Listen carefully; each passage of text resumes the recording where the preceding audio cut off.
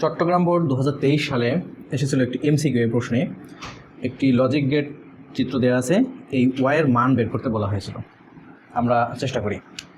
দেখো এখানে এটি হচ্ছে নট গেট। তো নট গেটের ইনপুটে কি দেওয়া আছে এ যদি নট গেটের ইনপুটে প্রবেশ করে তাহলে এর আউটপুটটা কি হয় এ বার। তাহলে এটি হচ্ছে ন্যান্ড গেট, এই ন্যান্ড গেটের একটি ইনপুট তাহলে হচ্ছে এ বার, আর এখান থেকে যাচ্ছে আমার বি। তাহলে এই ন্যান্ড গেটে এ বার এবং বি ইনপুট হিসাবে প্রবেশ করতেছে, আর এই ন্যান্ড গেটের আউটপুটে তাহলে কি হবে আমরা জানি ন্যান্ড গেটের আউটপুটে কি হয় সবগুলো গুণ করে তার উপরে একটি বার হয়। তাহলে দেখো তো এটি কি এখানে কোথাও আছে? নাই।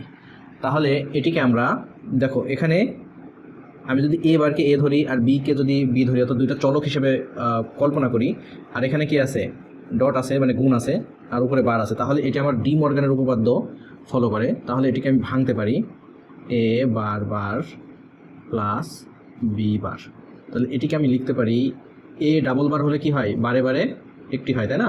মানে সেই সংখ্যাটি হয়, বার কেটে যায় আর বি বার। দেখো তো এ প্লাস বি বার আছে কোথাও? আছে, এই যে গ নম্বর প্রশ্ন। তাহলে এটির সঠিক উত্তর হবে গ। আশা করি তোমরা বুঝতে পারছো। এখন তোমাদের একটি কাজ দিই, তা হচ্ছে আমরা এটি করতে পারলাম ন্যান্ড গেট হওয়ার কারণে। এখন যদি এটিতে অ্যান্ড গেট হয়,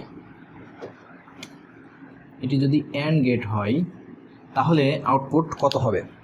তোমরা এটি করে অবশ্যই কমেন্ট করে জানাও যে এটি এখন আমার কি গেট? And gate. সেম এই ওয়াই সমান কত আমাকে অবশ্যই তোমরা কমেন্টে এই চিত্রের আউটপুটটি কমেন্ট করে জানাও যে সঠিক উত্তরটি কী হবে।